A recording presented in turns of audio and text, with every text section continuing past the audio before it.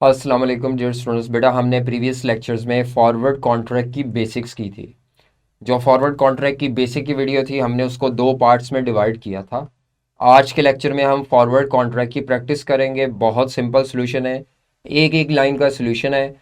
एक हम क्वेश्चन करेंगे आई कैप की बुक से, जो बुक में ऐड हुआ है। ऑल दो उसमें कोई थोड़ी मिस्टेक थी तो हमने उसको रेक्टिफाई करके यहाँ पर ऐड किया हुआ है। तो ये आपको एग्जाम्पल 5 नज़र आ रही होगी। ये एग्जाम्पल 5 आई कैप की बुक से ही है। ठीक है जी। तो वो कहता है एक यूके की कंपनी है, ये आई कैप की बुक से है लेकिन थोड़ी रेक्टिफाइड शक्ल में। यूके कंपनी है तो इसका मतलब है जो पाउंड है वो उनकी लोकल करेंसी होगी।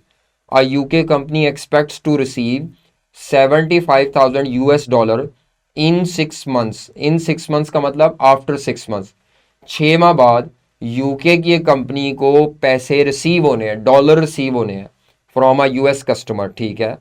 And it wishes to hedge the exposure to currency risk. Exposure कहते हैं किसी चीज़ का सामना होना। तो कंपनी को ये जो करेंसी रिस्क का, ये एक्सचेंज रेट रिस्क का सामना है, कंपनी इसको मैनेज करना चाह रही है। हैज कहते हैं रिस्क मैनेज करने को। कंपनी अपना रिस्क हैज करना चाह रही है by arranging a forward contract. जी, फॉरवर्ड कॉन्ट्रैक्ट के थ्रू आपको जो स्पॉट रेट दिया हुआ है, जो आपको एक्सचेंज रेट दिए हैं वो डॉलर पर पाउंड दिए हुए हैं।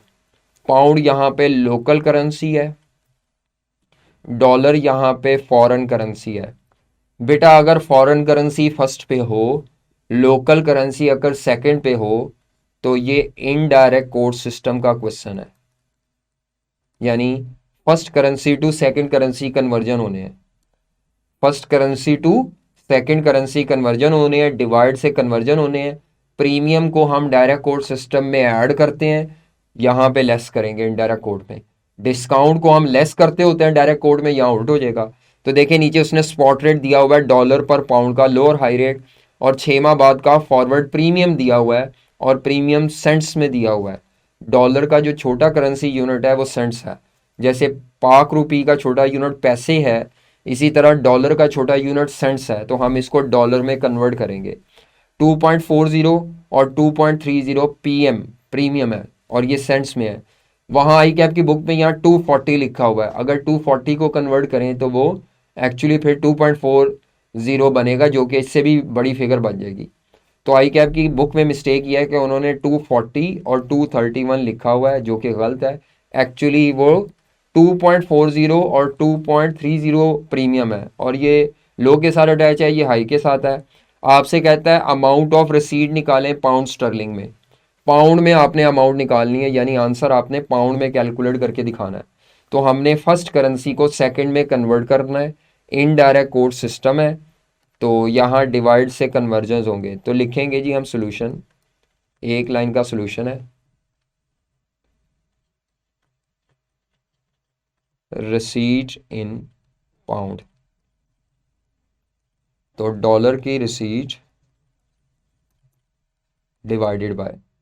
अब साफ सी बात है, सवाल हल करना है तो सवाल हल करने के लिए हमें वो टेबल पता होना चाहिए।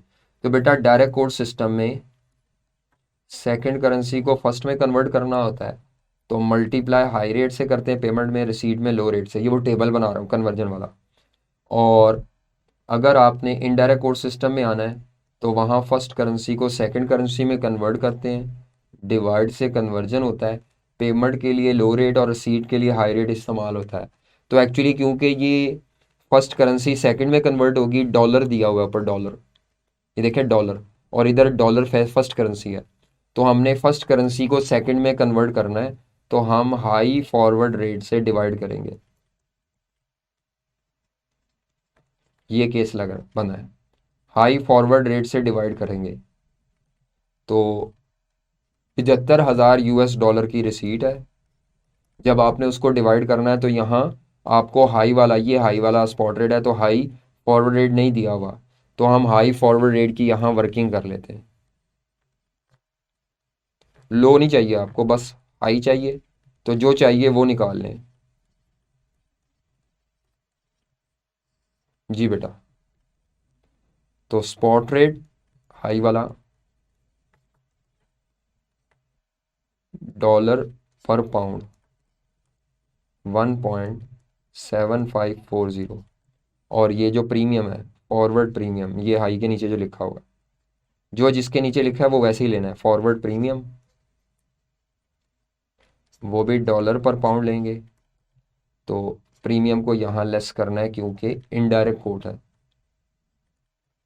31 डिवाइडेड बाय 100, 2.31 डिवाइडेड बाय 100। 100 से क्यों किया है? क्योंकि सेंट्स को डॉलर में कन्वर्ट करना है।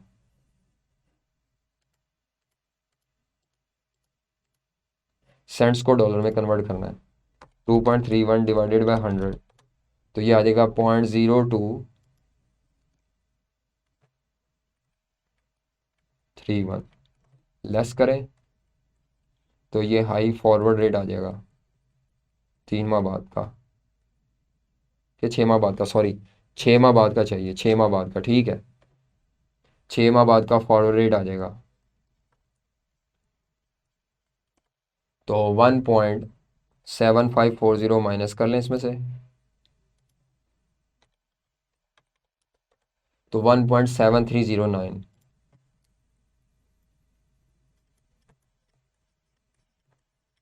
1.7309 ये फॉरवर्ड रेट है, तो इससे आप डिवाइड करेंगे तो ये आपका आंसर लोकल करेंसी में आ जाएगा। यानी आपको $75,000 की रिसीट होगी यूके कंपनी को। जब वो बैंक से कन्वर्ट करेंगे लॉक रेट पर, तो उनको लोकल करेंसी में क्या रिसीट हासिल होगी जी। तो अब आप लिखेंगे 75,000 डिवाइडेड बाय आंसर 43,000, 43,330, 43,330। पॉइंट्स में लिखना चाहें तो पॉइंट के बाद भी लिख सकते हैं आप। पॉइंट्स में क्या आता है? 0.06। वो आपकी मर्ज़ी है, मैं नहीं लिखता होता, लेकिन अगर आई कैप में देखेंगे तो वो लिखेगा। यानी जो रिसीट आपको डॉलर में मिलनी थी, फॉरवर्ड रेट पे कन्वर्ट करें तो आपको लोकल करेंसी में, यानी आप डॉलर कस्टमर से मिले हुए बैंक को देंगे और बैंक से ये लोकल करेंसी रिसीव करेंगे 43,000। ये बात का ख्याल आपने रखना है कि ये फर्स्ट करेंसी वाला क्वेश्चन है या सेकंड करेंसी वाला, क्योंकि डॉलर जो है बेटा इसमें फॉरेन करेंसी फर्स्ट पे थी, तो ये फर्स्ट करेंसी वाला क्वेश्चन है। First currency should be converted into second, तो आंसर आ जाएगा। तो इसीलिए फर्स्ट करेंसी में इनडायरेक्ट कोड सिस्टम में डिवाइड से कन्वर्जन होता है। लें जी, एग्जाम्पल 5 होगी। ओके बेटा, नेक्स्ट एग्जाम्पल की तरफ आते हैं। ये आई कैप की जो एग्जाम्पल थी ऊपर वाली, उसी को चेंज किया गया है। A UK company expect to pay $50,000, जी पेमेंट का क्वेश्चन है। Expect to pay $50,000 in 3 months to a US supplier. इन्होंने यूएसए के किसी सप्लायर को 3 माह बाद $50,000 देने हैं।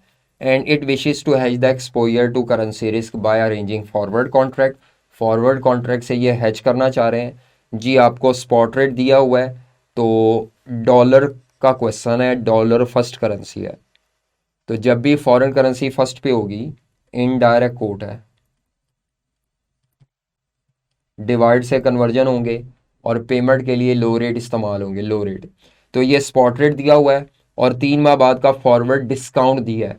याद रखें इनडायरेक्ट कोड में प्रीमियम लेस होता है, डिस्काउंट ऐड होता है। तो ये लो के नीचे दिया और ये हाई के नीचे दिया है। डिस का मतलब डिस्काउंट है और ये भी सेंट्स में दिया हुआ है। हमें इसको डॉलर में कन्वर्ट करके लेना है।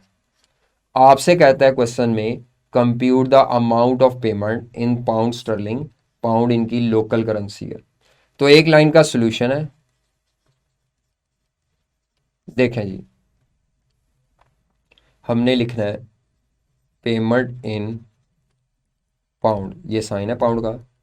तो डॉलर की पेमेंट इनडायरेक्ट कोड सिस्टम है, तो divided by low forward rate. Indirect code system में डिवाइड से एक तो कन्वर्जन होता है और पेमेंट के लिए लो रेट, ये वाला टेबल इस्तेमाल हो रहा है पेमेंट के लिए लो रेट।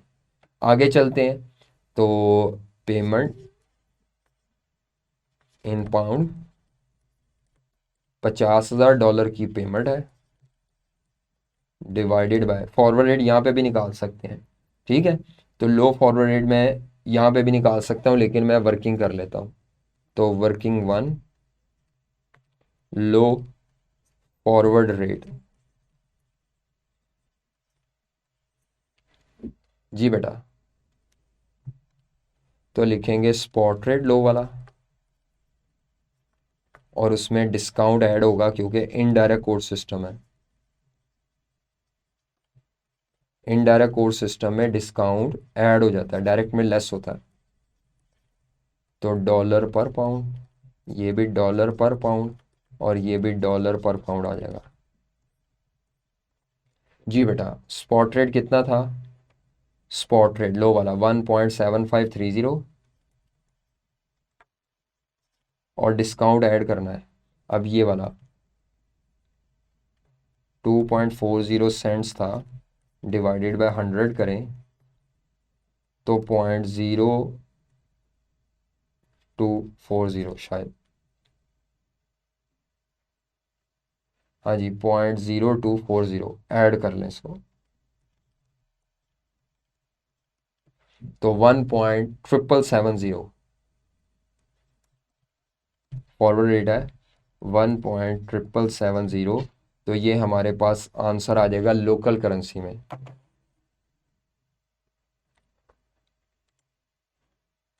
जी 50,000 डिवाइडेड बाय 1.770 तो आता है 28,137 अप्रॉक्सीमेटली। 28,137 की पेमेंट अप्रॉक्सीमेटली लें जी। ये हमारा आंसर है इस एग्जाम्पल का। बड़ी सिंपल सी एग्जाम्पल थी, 2 एग्जाम्पल हमने आज के लेक्चर में किए हैं। एग्जाम्पल 5 ये आई कैप की बुक से सेम टू सेम कॉपी है लेकिन करेक्शन के बाद, और उसी को चेंज किया है तो एग्जाम्पल 6 बना ली। बस मैंने चेंज क्या किया है, एक तो पेमेंट कर दिया, अमाउंट चेंज कर दी, टाइम चेंज कर दिया, प्रीमियम की जगह डिस्काउंट दे दिया। तो इस तरह आपको थोड़ी सी प्रैक्टिस मिल गई। हालांकि सोल्यूशन एक लाइन का है, ये लिखना पेपर में ज़रूरी नहीं है, ये मैं आपके लिए लिखूंगा बार बार ताकि आपको याद हो जाए। चलें बेटा, हमारा लेक्चर मुकम्मल हो गया। इंशाल्लाह नेक्स्ट लेक्चर में हम अगली टेक्निक पे बात करेंगे जो कि है मनी मार्केट हेज, यानी हमारी रिस्क मैनेजमेंट का जो सेकंड मेथड है which is known as money market hedge. तो उसमें सबसे पहला आपका सवाल यही होगा कि मनी मार्केट किसे कहते हैं, और फिर मनी मार्केट हेज से क्या मुराद है, उस पर हम बात करेंगे। चलें बेटा, ओके जी, अल्लाह हाफिज़।